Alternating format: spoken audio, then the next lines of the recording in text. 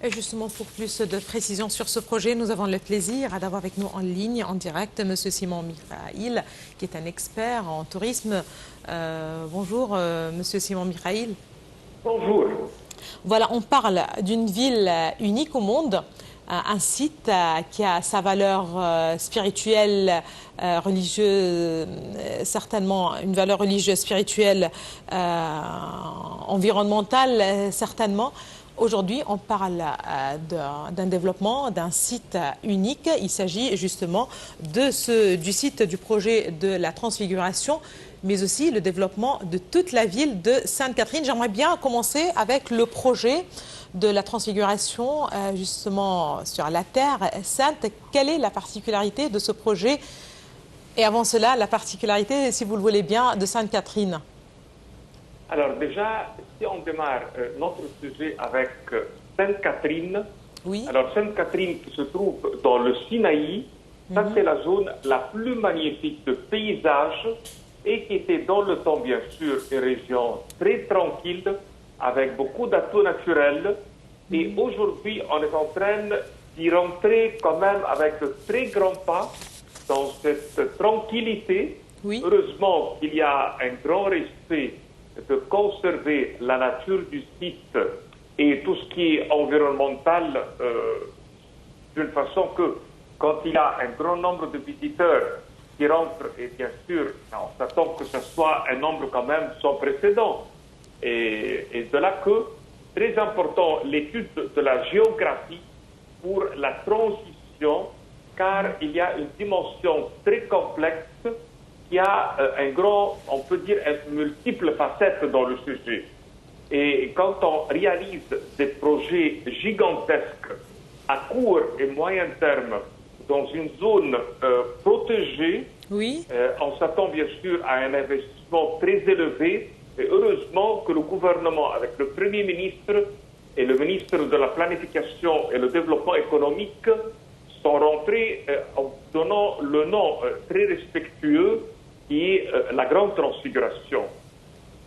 Car quand on crée un développement touristique dans une zone protégée avec un monastère, oui, il faut cette intervention d'une façon que la raison du développement ne disparaisse pas et qu'elle soit balayée par le temps.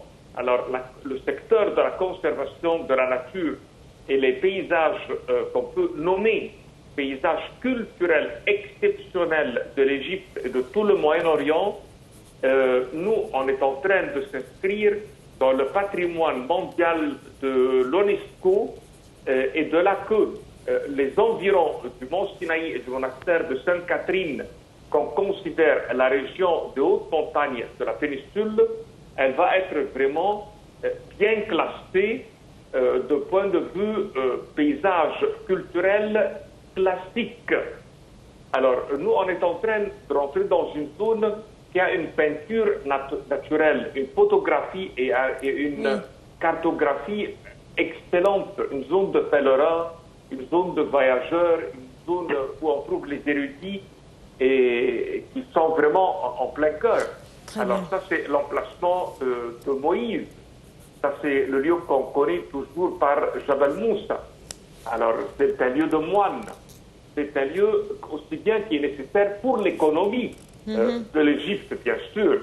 Et de là, on est en train de parler d'un tourisme qui va être, et souhaitons, le tourisme écoculturel, qui travaille, bien sûr, à travers les entreprises familiales et loin du tourisme de masse qui se trouve, qui n'est pas loin quand même, sur les stations balnéaires à partir de tout le Golfe, qui Sharm el-Sheikh, Dahab, Nueva et autres.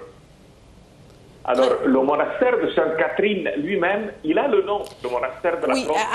Avant de passer au monastère de Sainte-Catherine, et j'aimerais bien justement retourner pour parler du monastère de Sainte-Catherine, j'aimerais bien m'arrêter là. Vous avez bien mentionné le tourisme écoculturel qui devrait être pris en charge par des entreprises familiales. Est-ce que ceci dit, c'est-à-dire que les tribus, voilà, si vous le voulez bien, les familles, les tribus qui sont déjà sur place, ce sont eux qui seront en charge justement de continuer dans ce même métier, domaine, si vous le voulez, c'est-à-dire continuer à guider le tourisme dans la région. Pourquoi je pose cette question? Parce que cette question a été pour de très très longues années préservée à son état vierge, si, plus ou moins. Est-ce que c'est correct? Vous avez complètement raison. Vous avez touché un point. Qu'est-ce qui pourrait changer? Qu'est-ce qui va rester? Alors aujourd'hui, par exemple, tous les gens locaux de la région elle-même, entre Bédouins et les Bédouins qui habitent maintenant les villes, ils s'en occupent de plusieurs sujets. Le premier, c'est la protection des montagnes et en même temps conduire les gens vers les deux montagnes. Oui. La montagne de Sainte-Catherine et la montagne Jabal Moussa. Très bien. Aussi bien, eux s'en occupent du petit commerce qui est vers la partie basse. Oui. Eux, en même temps, s'en occupent de tout ce qui est environnement. Ça veut dire les herbes médicinales, la production du miel, les petites cultures qui sont dans la zone et la coopération avec les organismes internationaux pour la conservation du lieu, c'est eux qui sont en charge. Car c'est eux qui ont le savoir-faire et la connaissance de la montagne et de la plaine. Tout à fait. Et bien sûr que le point serait toujours, le conflit va être entre l'investissement lourd qui se fait, qui serait l'aéroport, les hôtels, les pistes touristiques et le flot du tourisme qui va avoir lieu, et ces gens-là qui ne vont pas s'adapter. Et effectivement, si eux vont s'adapter, la partie de la transfiguration, elle va perdre l'image pour laquelle on est en train de faire les visites. Alors, il faut que le côté local continue tel quel, avec sa nature du Sinaï, la nature du désert, la nature de la montagne, la vie locale, la vie dans les tentes, la présence du dromadaire, les herbes qui sont produites dans la zone. Tout cela, à nos jours, il est bien protégé. Tout à fait. Alors, tout ce qu'on désire du Premier ministre dans ce grand projet et l'entrée lourde pour créer un grand tourisme, que cela continue. Bien sûr qu'il y a un grand travail respectueux pour le conserver. Mais il faut savoir que souvent, le temps avec la masse, balaye, donne un coup de balai à tout cela. Et de là que c'est très important qu'il y ait une surveillance de près, que ça ne change pas. Très bien. Il y a la particularité certainement de la région, du site en général. Et quand vous l'avez mentionné, peut-être ce sont les habitants de cette même région qui connaissent le mieux cette particularité, qui sont plus ou moins familiers avec comment gérer en fait le tourisme dans la région avec de petits groupes. On verra comment ça va se passer avec des groupes plus ou moins un peu plus important, si vous le voulez bien. J'aimerais bien à présent retourner à Sainte-Catherine. Le monastère de Sainte-Catherine et cet itinéraire, si vous le voulez bien, d'escalader la montagne ou le mont pour parvenir, pour apprécier ce monastère avec toute sa richesse.